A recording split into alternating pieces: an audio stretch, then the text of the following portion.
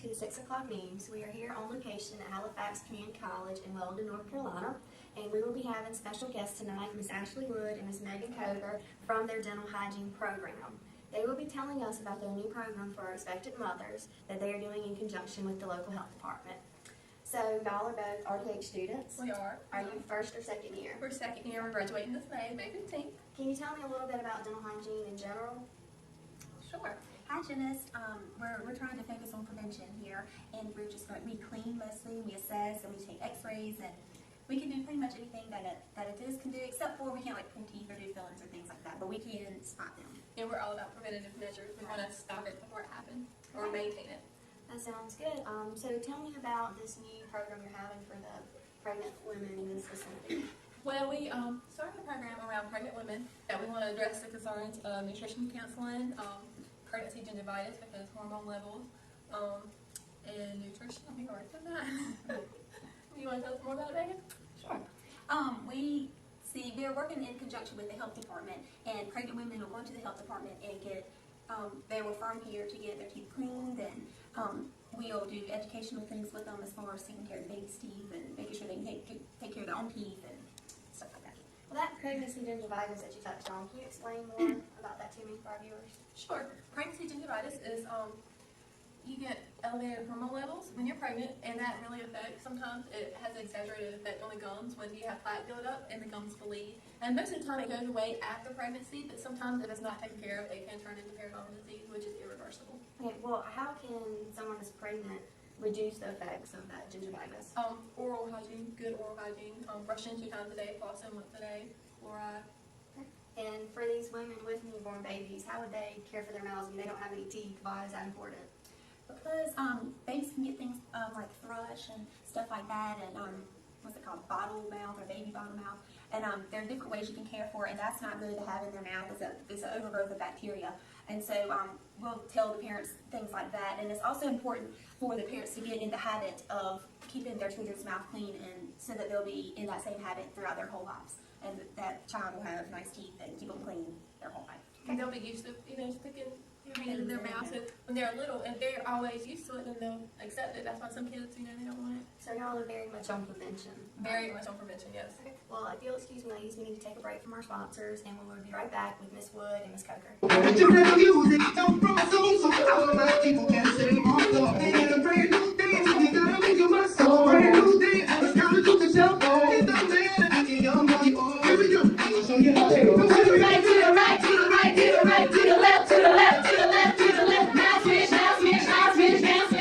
Halifax Community College, and thank you to our sponsor, Sunstar.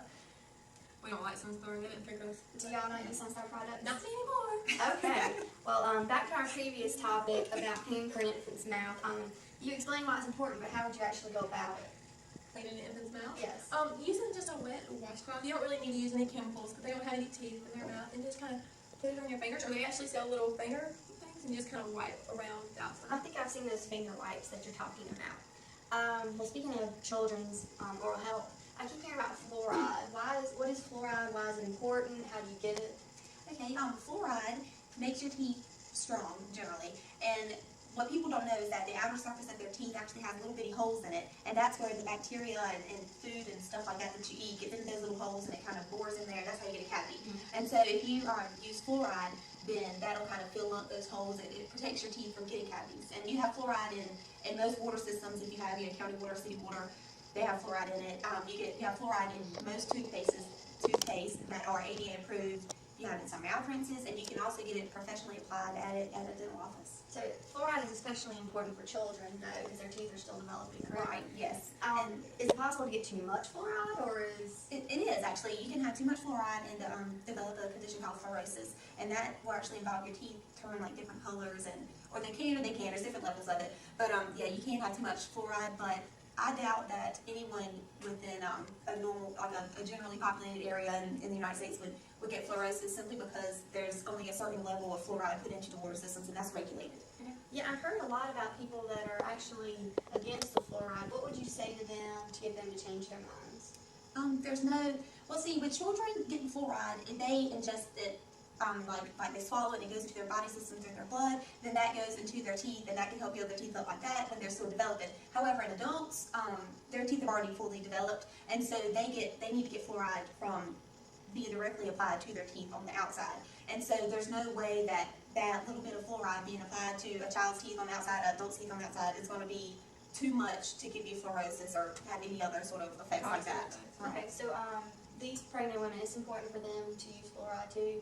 Oh yeah, definitely, because they need to have healthy mouths and healthy gum tissues, healthy teeth. They don't need to be getting big cavities and abscesses and stuff like that, and they need to make sure that their mouth is completely good. Okay. Well, say if a pregnant woman did have some sort of problem and they were wary of coming to the dental office because they've heard about the negative effects that X-rays and radiation can have on a fetus, what would you say to them about the importance of having those X-rays to diagnose their issue? Well, normally we don't really take X-rays on a pregnant woman unless it's absolutely mandatory as a emergency. It doesn't. We use all the necessary precautions. We use lead apron and everything. So we normally don't take them on pregnant women. So there's no need to worry about that. Especially not in the first trimester of Right. pregnancy. Well, I would think that since the fetus is smaller, that would be better to take them in the first trimester. Because all the crucial organs are developing and growing, so at a faster rate, the radiation can mess with that and really mess it up. Okay, that makes sense. Okay, the last question I had for you, I keep hearing about that morning sickness can have a negative effect on the oral cavity. Can you? It can. Usually in first trimester, a lot of women get morning sickness and they throw up. But when they throw up, it's a lot of acid from the stomach and it eats away at the back of your teeth. It basically erodes the back of your teeth and it can cause sensitivity and a lot of things. And a lot of people, immediately after they throw up, they go and brush with toothpaste. And that's really not what you're supposed to do. You need to rinse your mouth with like water and wait a while for the pH to go down in your mouth because you're just brushing acid all over your teeth. That's really demineralizing your teeth. And fluoride helps to remineralize it, just throw that in there, but it's very important. Okay. And just for our viewers, these are the students from Halifax Community College. They're doing the preventive procedures. And you said that they may go, anyone who's pregnant, and go to the health department and get a referral. And get a referral to come to us, or you don't even have to get a referral, you can just call us. Okay. But I do want to say one more thing. Periodontal disease is really important to maintain while you're pregnant because actually periodontal bacteria that's in your mouth can cause you to go into premature labor And have a low birth weight. and low birth weight. And it's really important because you're growing a baby inside of you. You need to be as healthy as you can. And periodontal disease is an irreversible disease, but we can maintain it. You just can't. Okay. Well, thank you ladies very much for your time. You've given us a lot of information. It sounds like you have a really good program. Are you is the health department having any incentives to bring people in, like any sort of giveaway or?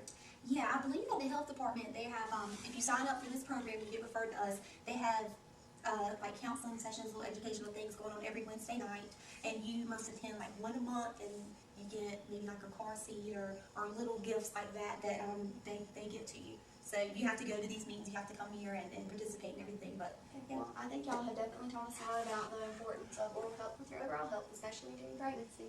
So thank you ladies again, and that's all for our news tonight. Brush your teeth.